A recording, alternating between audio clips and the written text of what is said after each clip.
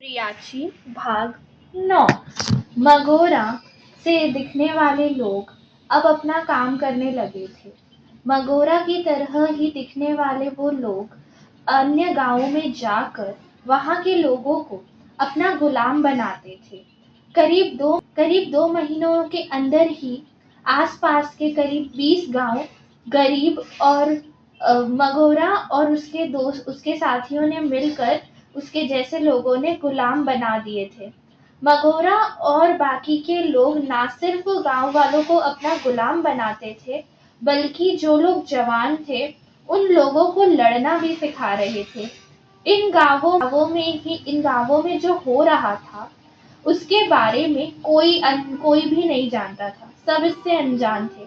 पर एक शख्स था जो इस सब के बारे में जानता था। वो सिर्फ जानता ही नहीं था, बल्कि इन बातों से खासा परेशान था। और वो था सप्तक। एक बार फिर सप्तक अपने ध्यान से बाहर आता है और इस बार उसके चेहरे पर चिंता और डर के साथ साथ कुछ गुस्सा भी नजर आ रहा था। वो खंडहर के बाहर निकलता है और आसमान की ओर देखता है और फिर कहता है, नहीं, वो लोग अभी बिल्कुल तैयार नहीं है। ये सब इतना जल्दी नहीं हो सकता है।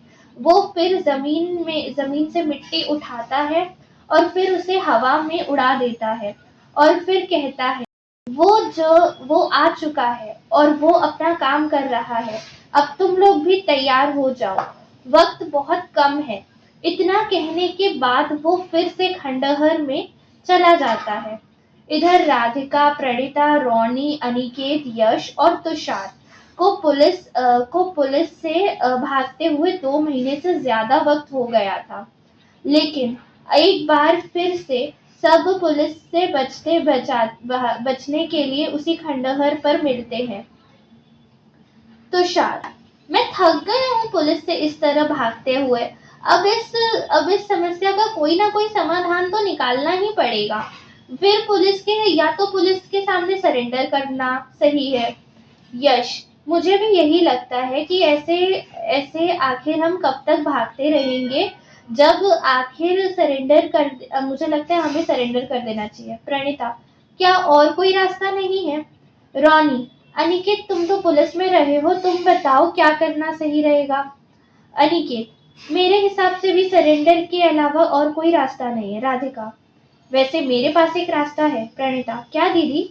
राधिका, क्यों ना हम उस कॉलर का काम करने के लिए हाँ कर दें, पर उसके सामने यह शर्त रखें कि पहले वो हमें इस परेशानी से मुक्त कराए, उसके बाद हम उसका वो दूसरा काम करेंगे। प्रणीता, अरे वाह दीदी, क्या बात है, परेशानी में तो आपका दिमाग खूब चलता है।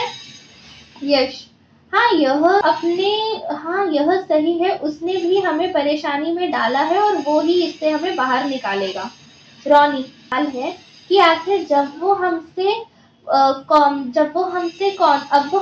सा काम कराना चाहता है? क्या गारंटी है कि उस काम को करने के बाद कि दूसरा काम कर देने या फिर किसी भी परेशानी में नहीं होंगे? तो शायद रोनी की बात भी सही है। अनिकेत, परेशानी तो अब भी है, पर राधिका की बात मुझे सही लगती है। रोनी, मुझे लगता है कि एक बार हम सभी को सोच लेना चाहिए, क्योंकि उसका एक काम करने के बाद हम इस मुसीबत में फंस गए हैं। फिर कोई और काम करें, हम किसी और बड़ी मुसीबत में फंस ना जाएं। प्रणीता, मौत के मुंह से बाहर आ चुके हैं। पुलिस फिलहाल पीछे है। अब इससे बड़ी क्या ही मुसीबत होगी? रोनी, शायद मौत भी मिल जाए। अनिकेत, पुलिस से भागकर भी कहाँ जिंदा होंगे? रोनी, फिर भी एक बार सोच विचार करने के बाद भी हमें सोचना चाहिए, करने में हर्ज क्या है? सभी लोग आपस में बात करते हैं और फिर तय करते हैं कि 6 लोग हैं और इस बारे में वोटिंग कर लेंगे। जिस बात पर बहुमत होगा वही काम करेंगे, तभी सभी लोग इस बात के लिए मान जाते हैं। अनिकेत, तो जो राधिका की बात से सहमत है वो उसकी ओर चला जाए, और जो लोग चाहते हैं कि पुलिस के सामने सरेंडर किया जाए, वो लोग अपनी जगह पर खड़े रहें। प्रणीता और यश राधिका की ओर चले जाते हैं, जबकि रोनी और तुषार अपनी जगह पर खड़े रहते हैं। अब बारी थी अनिकेत की। अनिकेत कुछ देर सोचने के बाद राधिका की ओर चला जाता है। इस प्रकार बहुमत मिलने पर यह तय होता है कि अब सभी उस कॉलर का काम करेंगे, पर उससे पहले उसे कहेंगे कि वो पहले पुलिस से उन सभी का पीछा छुड़ाए। बहुमत मिलने के कारण ना चाहते हुए भी रोनी और तुषार को उनका साथ देना पड़ता है, उनके काम के लिए हाँ बोलना पड़ता है। परंतु अब मुश्किल यह थी कि उस कॉलर से संपर्क कैसे किया जाए, क्योंकि हमेशा उसी ने इन सभी लोगों को संपर्क किया है और वो लोग कभी भी उससे संपर्क नहीं कर सके थे। वैसा ही हुआ। इन सभी के एक साथ होते ही कॉलर का फोन इन लोगों के पास आ गया था। इस बार कॉलर ने राधिका को फोन किया था। राधिका, हेलो। कॉलर, बहुत टाइम लगा दिया तुम सभी ने एक साथ आने में। राधिका, तुम्हें कैसे पता चल जाता है कि हम सब साथ हैं या क्या कर रहे हैं, या क्या तुम हमेशा हमारा पीछा करते हो? कॉलर, मैं तुम लोगों के बारे में बहुत कुछ जानता हूँ, सब कुछ जानता हूँ। मुझे तुम लोगों का पीछा करने की जरूरत नहीं है। अनिकेत, तो तुम्हें कैसे पता चल जाता है कि हम सभी कहाँ हैं और तुम्हारे बारे में सोच रहे हैं या तुमसे बात करना चाहते हैं? यश, हाँ, अभी तो हमने बस सोचा ही था और तुम्हारा कॉल आ गया, और सिर्फ इस बार ही नहीं, हर बार ऐसा ही हो रहा है। रोनी, यह हम पर नजर रखे हो। कॉलर, खैर ये सब बातें छोड़ो, अब ये बताओ कि तुम लोगों ने दूसरे काम के बारे में क्या सोचा है? तुम लोगों ने क्या सोचा है दूसरे काम के बारे में? राधिका, हम तुम्हारा काम करने के लिए तैयार हैं, पर हम लोगों की एक शर्त है। कॉलर, वैसे तो तुम लोग इस स्थिति में नहीं हो कि कोई शर्त रख सको, फिर भी बताओ क्या शर्त है? अनिकेत, हम तुम्हारा दूसरा काम करेंगे, पर उससे पहले तुम हमारी पुलिस से पीछा छुड़ाओ। और वो वीडी के केस से भी हमारा कोई नाम नहीं आना। और हम तुम्हारा काम करेंगे, पर पहले तुम हमें पुलिस को हमारे पीछे से हटा दो, और वीडी के केस में हमारा कोई नाम नहीं होना चाहिए। कॉलर, ओह, तो तुम लोग सौदा कर रहे हो? तुषार, तुम्हें जो समझना है वो समझो, पर जब तक तुम हमारा काम नहीं करोगे हम तुम्हारा काम नहीं करेंगे, पर जब तुम हमारा ये काम कर दोगे तो हम तुम्हारा दूसरा काम करने के लिए तैयार हैं।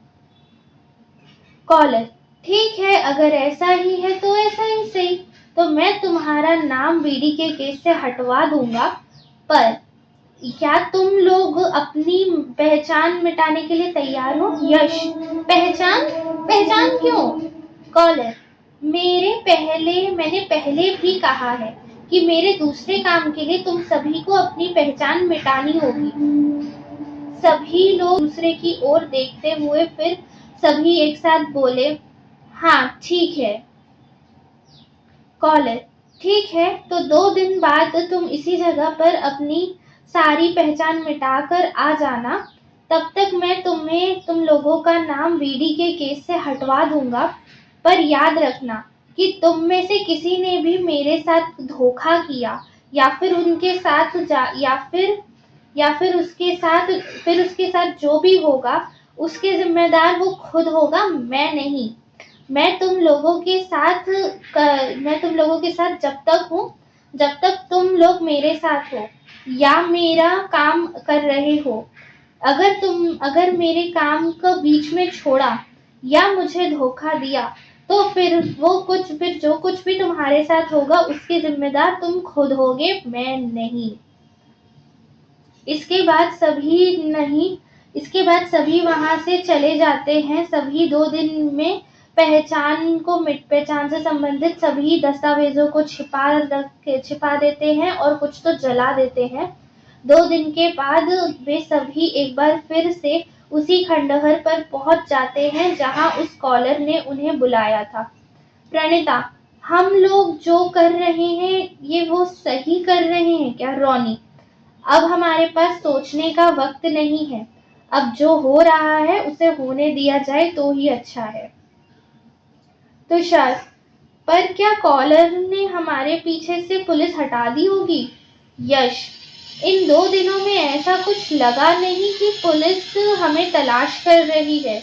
इसका मतलब वो कहीं ना कहीं, इसका मतलब वो यहाँ, इसका मतलब तो यही हुआ कि पुलिस अब हमारे पीछे नहीं है। राधिका, पर उसने पुलिस से क्या कहा होगा जो पुलिस ने अचानक से हमारा पीछा करना छोड़ दिया, क्योंकि पुलिस तो हमारे पीछे हाथ धोकर पड़ गई थी। यह तो पता नहीं दीदी, पर यह है कि अब हम सब सेफ हैं। कम से कम हमारी एक मुश्किल तो कम हुई। अनिकेत, और कोई मुश्किल नहीं आएगी इस बात की गारंटी नहीं है, और ये अभी कहा भी नहीं जा सकता। तो वो अब हमसे कौन सा काम करवाने वाला है या चाहता है यह भी तो नहीं पता। रॉनी, हाँ, उसने एक काम से पुलिस को हमारे पीछे लगा दिया। अब क्या पता नहीं क्या होगा। तुषार, जो भी होगा वो अब सामने आ ही जाएगा। अब अब जब अब जब इस रास्ते पर चल गए हैं तो फिर अंजाम के लिए तैयार रहना होगा। अंजाम से क्या डरना। रॉनी, बात डरने की नहीं है, हम एक साथ होकर भी हम एक रॉनी, बात डरने की नहीं है, हम एक बार ठोकर खा चुके हैं, तो संभल कर चलना अच्छी बात होगी, तो संभल कर कदम रखने में कोई बुराई नहीं है। राधिका, हाँ, ये बात भी सही है। हमें कॉलर का काम करने से पहले एक बार फिर से सोच लेना चाहिए। यश, अब सोचना क्या है, हम लोग पहले ही उसे काम करने के लिए हाँ कह चुके हैं और अपनी पहचान भी मिटाकर आ चुके हैं। अनिकेत, और उसने चेतावनी भी दी थी कि हम उसे धोखा ना दें, वरना अंजाम के जिम्मेदार हम खुद होंगे। प्रणीता, पर इतना देर हो गई है, अब तक उसका फोन नहीं आया। राधिका, हाँ, उसके हिसाब से तो उसे हमारे बारे में सब पता चल जाता है कि हम कहाँ हैं, क्या कर रहे हैं, क्या सोच रहे हैं। क्या आज उसे कुछ पता नहीं चला? ये सभी लोग अभी बात कर ही रहे थे कि खंडहर से सप्तक बाहर निकलता है। सभी लोग सप्तक को देखकर चौंक जाते हैं। वे लोग सोचते हैं कि यहाँ कोई रास्ता भटक कर यहाँ तक आ गया है। तभी सप्तक बाहर आकर उनके पास खड़ा हो जाता है। वो एक एक कर सभी को बड़े गौर से देखता है और वो सब भी सप्तक को बड़े गौर से देखते हैं। सप्तक, तो आ ही गए तुम लोग। मैं कितने दिनों से तुम लोगों का यहाँ इंतजार कर रहा था। अनिकेत, आप कौन हैं और हमारा इंतजार क्यों कर रहे हैं? प्रणीता, क्या आप हमें जानते हैं? रॉनी, मुझे नहीं लगता कि आज से पहले मैंने आपको पहले कभी भी देखा भी होगा। मिलना तो बहुत ही दूर की बात है। सब तक तुम्हारे हर प्रश्न का जवाब है मेरे पास, लेकिन पहल और समय समय पर सभी का जवाब तुम्हें मिल भी जाएगा। तुम्हारे सवालों के जवाब देने से पहले मैं तुम लोगों से एक सवाल करना चाहता हूँ। यश, कैसा सवाल? सब तक, यही कि क्या तुम सभी लोग अपनी पहचान मिटाकर आए हो? कुछ ऐसा तो नहीं है जो पीछे छूट गया हो, रह गया है वहीं पर, रह गया है कहीं पर भी, जिससे तुम्हारी पहचान उजागर हो जाए? सब तक की यह बात सुनकर एक बार सभी ने एक दूसरे की ओर देखा और चौंक जाते हैं। राधिका, आपको कैसे पता कि हम लोग अपनी पहचान मिटाकर यहाँ आए हैं? अनिकेत, क्या आपको उस कॉलर ने भेजा है क्या? रॉनी, वो खुद क्यों नहीं आता? कहाँ छिपा बैठा है वो? सामने आकर बात क्यों नहीं करता? तुषार, हमारी पहचान मिटाने की बात क्या आपको उसी ने बताई है? सब तक, मैंने कहा ना, तुम लोगों के हर सवाल का जवाब समय समय पर मिल जाएगा। अभी मेरे सवाल का जवाब नहीं दिया आप लोगों ने। सभी एक साथ कहते हैं, हाँ, हमने अपनी हर पहचान को मिटा दिया है। यदि आपको हमारी कहानी पसंद आई है तो प्लीज़ चैनल को लाइक, शेयर एंड सब्सक्राइब करें, और यदि आप अपनी कहानी को हमारी आवाज़ में सुनना चाहते हैं तो शेयर करें कमेंट बॉक्स में। धन्यवाद।